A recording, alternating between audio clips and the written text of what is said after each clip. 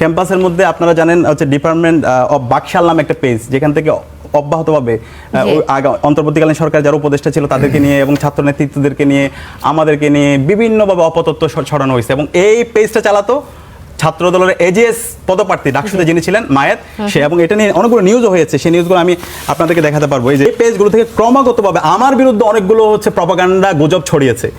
সেই গুজব আপনাদের একটা পেজ আমি দেখাই আপনাকে, ডিও ইনসাইডার। এই পেজটার নাম ছিল প্রথমে পূর্ণতা, পরবর্তীতে হার চয়েস, এরপর হচ্ছে Zia political information hub. Zia political information hub থেকে এটা হয়েছে এক্সপোজ বয়েস, এরপর ডিও ইনসাইডার। আমি একটু বিনয়ের সাথে আমানুল আমান ভাইয়ের কাছে জানতে চাই, ছাত্রদল আমার বিরুদ্ধে যে অভিযোগ দিয়েছে সে অভিযোগে একটু প্রমাণ দেখান।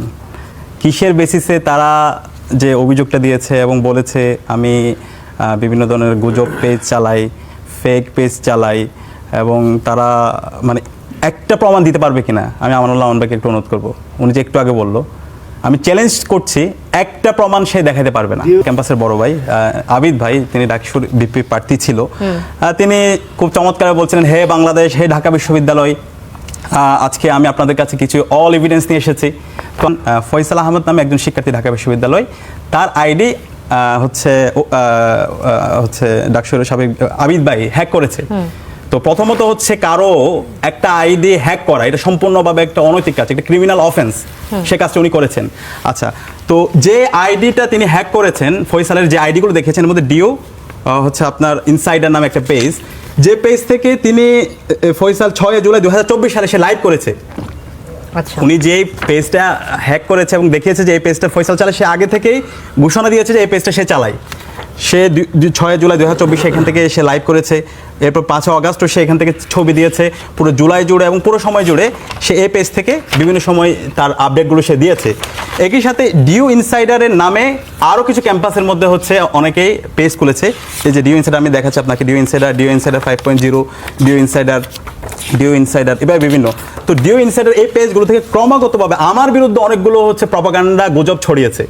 সেই গুজব আপনাদের একটা পেজ আমি দেখাই আপনাকে, ডিও ইনসাইডার। এই পেজটার নাম ছিল প্রথমে পূর্ণতা, পরবর্তীতে হার চয়েস, এরপর হচ্ছে Zia political information hub. Zia political information hub থেকে এটা হয়েছে এক্সপোজ বয়েস, এরপর ডিও ইনসাইডার। এই পেজ থেকে অব্যাহতভাবে ডাকসুর জিএসএসএম ফরহাদের বিরুদ্ধে আপনারা দেখতে পাচ্ছেন অভিযোগ, চারিত্রিক দিক দিয়ে শিবির নৈতিক কর্মীরা সর্বোচ্চ নৈতিক চরিত্রের অধিকারী, পরকীয়া দ্বারা জামাত নিবে শিবির নয়। এভাবে জামাতের আমির থেকে শুরু করে এরপর আমাদের ডাকসুর উম্মে সালমা জুমা থেকে শুরু করে বিভিন্ন জন জামাতের বিভিন্ন পর্যায়ে নেতৃবৃন্দ, শিবির নেতৃবৃন্দ, এবং আমার বিরুদ্ধে এই ডিও ইনসাইডার এই পেজ থেকেই অসংখ্য হচ্ছে। যখন আবিদ তারপর তিনি যেটা বললেন ওখানে সে আস্তার বাজার এবং হচ্ছে ডেইলি ইত্তেহাদ, এই পেজগুলো বলতে চাচ্ছেন যে আপনাদের বিরুদ্ধে একই ভাবে প্রপাগান্ডা ছড়ানো হয়েছে, এর সাথে কোনো সম্পর্ক নাই। আপনি বলতে চাচ্ছেন যে আপনার বিরুদ্ধে একই ধরনের প্রপাগান্ডা ছড়ানো হয়েছে, একটা প্রমাণ নয়, সম্পূর্ণ প্রপাগান্ডার ভিত্তিতে সে একটা দায় দিয়ে দাও। ওনাদের একটা গুণ আছে আবিদ ভাইদের এবং হচ্ছে রাকিব ভাইদের, যে দায় দিয়ে দাও, সেই দায় দিয়ে দাও রাজনীতি আমরা কি সাথে দেখতে পেয়েছি। একই সাথে তিনি বলছেন ডাকসু কণ্ঠস্বর, এই যে ডাকসুর কণ্ঠস্বর, আপনি জানার চেষ্টা করেছেন ডিও ইনসাইডার, ঢাবি কণ্ঠস্বর, যেটির বর্তমান নাম ডেইলি ডাকসু, এবং ডি অবজারভার, এগুলোর ওনার কারা এগুলো সম্পূর্ণ বের করার চেষ্টা করেছেন? হ্যাঁ, বের করার চেষ্টা করেছি। এই পেজগুলো ছাত্রদল চালায়, আমার কাছে এভিডেন্সও আছে। ছাত্রদল চালায়? হ্যাঁ, ছাত্রদল চালায়। আমি নিজে এই পেজগুলোর বিরুদ্ধে অভিযোগ দিয়েছি। আমি কিছু পেজের বিরুদ্ধে যেগুলো অব্যাহতভাবে যখন প্রপাগান্ডা করছিল, সেই প্রপাগান্ডার বিরুদ্ধে আমি নিজেই অনেকগুলো পেজ যারা হচ্ছে নারীদের নিয়ে স্লেট শেমিং করছে, নারীদের অশ্লীলভাবে হচ্ছে এইগুলো ফেক বিভিন্ন ধরনের পটুকার তৈরি করছে, সেটার বিরুদ্ধে আমি ওই সময়ে থানায় অভিযোগ দিয়েছিলাম এবং আমি বলেছিলাম এই পেজগুলো যেন বন্ধ করা হয়।